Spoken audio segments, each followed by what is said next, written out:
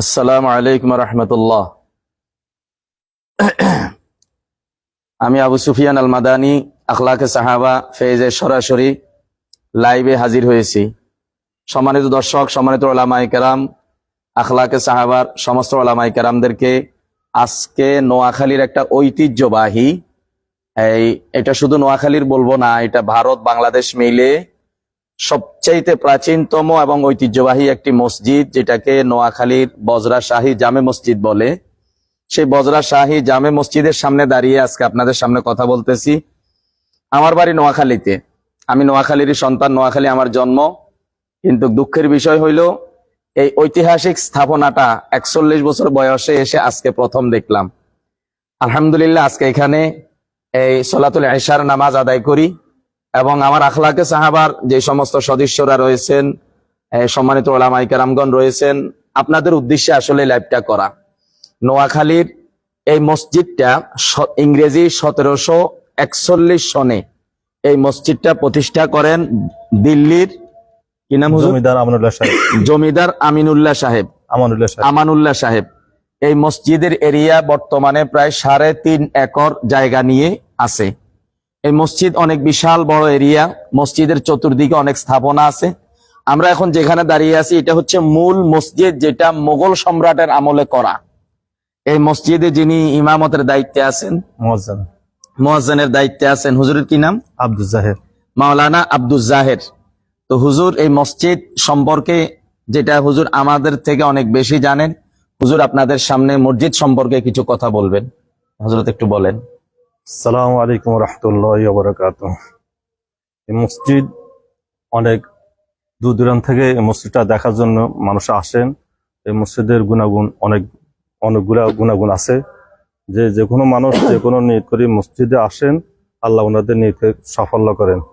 মসজিদ আমার মনে করি যে যিনি এই মসজিদটা নির্মাণ করছেন উনি একজন আল্লাহর ওলি ছিলেন, বুজুর্গ ছিলেন, এবং উনি যে অর্থগুলা ব্যয় করছেন ওনার অর্থগুলা খুবই সঠিক এবং সৎ পথে ছিল, যার কারণে এই মসজিদটাও আল্লাহর দরবারে কবুল হয়েছে। এবং এই মসজিদের উসিলা মানুষের বিভিন্ন রকম নিয়ত মানুষ আল্লাহ দুনিয়াবি সম্পূর্ণ হাজত আল্লাহ পুরো করে দেয়। এই মসজিদ যিনি নির্মাণ করেন ওনার নাম হল জমিদার আমানুল্লাহ সাহেব। উনি 1154 হিজরিতে এবং 1741 ইংরেজিতে মসজিদ স্থাপিত নির্মাণ করেন। ওনার জন্মস্থান হল দিল্লিতে। জি, সম্মানিত দর্শক, আমরা আমাদের এই নূর মোহাম্মদ ভাই কিছু কথা বলবেন, যিনি আখলাকে সাহাবার গাড়ির ড্রাইভার।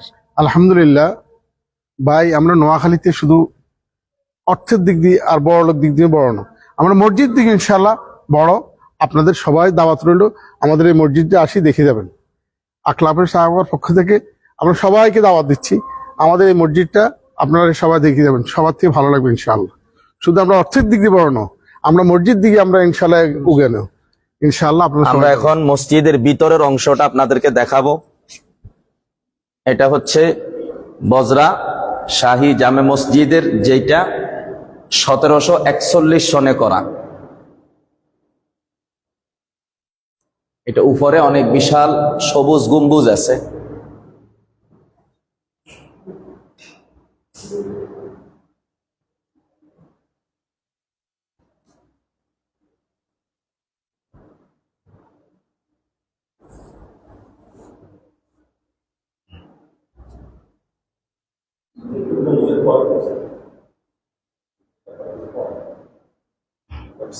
এবার বাইরে আসো। এটা হচ্ছে মসজিদের বাহিরের অংশ। আর এই মসজিদ যেহেতু নোয়াখালীর একটা ঐতিহ্য, এই মসজিদে নামাজ পড়ার জন্য বাংলাদেশের সকল জেলা থেকে এবং বাংলাদেশের বাহিরে, আপনারা জানেন বাংলাদেশের যত ঐতিহ্য আছে, যেমন লালবাগ কেল্লা, এরকম বাংলাদেশের যত ঐতিহ্য আছে তার মধ্যে এই বজরা শাহী জামে মসজিদ একটা ঐতিহ্য। তো মসজিদ এখন যেহেতু মুসল্লি অনেক বেশি হয় এবং মসজিদের আয়তন অনেক বড়, সেই হিসাবে বর্তমানে মসজিদের জুমার মিম্বর এটা, এখান থেকে জুমার নামাজের বয়ান হয়, জুমার ইমামতি এখানে হয়, আর ফাঞ্জেগানা নামাজগুলি ভিতরে হয়।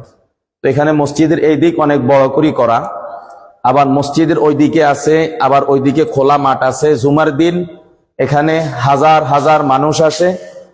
নোয়াখালীর মানুষ না শুধু, এখানে আপনার সারা বাংলাদেশের মানুষ আসে এবং বিদেশি পর্যটকরাও যখন বাংলাদেশে আসে তখন তিনারাও এই মসজিদটাকে দেখার জন্য এখানে আসেন। তো আপনারা যারা এই বজরা শাহী জামে মসজিদ সম্পর্কে জানেন না, তাদের জানানোর জন্য আজকে এই মসজিদ সম্পর্কে আপনাদেরকে কিছু তথ্য দিলাম।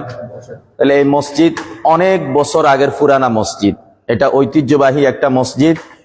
এই মসজিদে আমি ভিতরে বাহিরে সাইনবোর্ড দেখলাম, সাইনবোর্ডের মধ্যে এখানে অনেক বিষয় আদি এখানে বলা আছে, কথা এই জানানো আছে।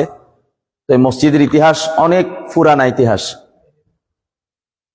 এরপরে বাহিরের যে নিদর্শনগুলি সেগুলি আসলে এই দেখাইতে গেলে ভিডিওটা অনেক লম্বা হয়ে যাবে, এই জন্য বাহিরের নিদর্শনগুলি আমরা দেখাবো না, শুধু মেইন ফটক যেটা বাহিরের যে মেইন ফটকটা আমরা আপনাদেরকে সেই মেইন ফটকটা দেখাবো। দেখাই আমরা এই লাইভটা আজকে এখানে শেষ করবো ইনশাল্লাহ। এটা হচ্ছে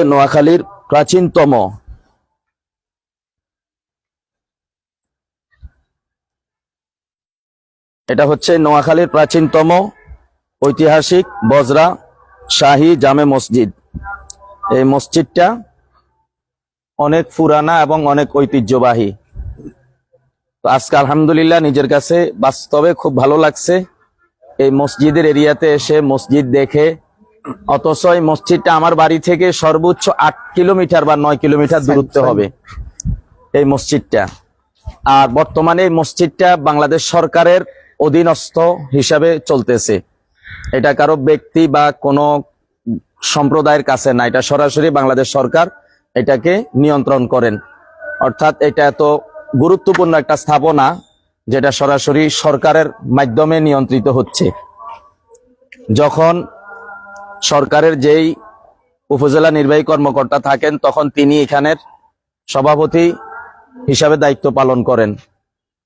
তো সবাই ভালো থাকবেন, দোয়া করবেন। ইনশাল্লাহ আমাদের দেখা হবে পরবর্তীতে অন্য কোনো ভিডিওতে। তো আজকের জন্য এখানে বিদায়। আসসালামু আলাইকুম ওয়া রাহমাতুল্লাহ।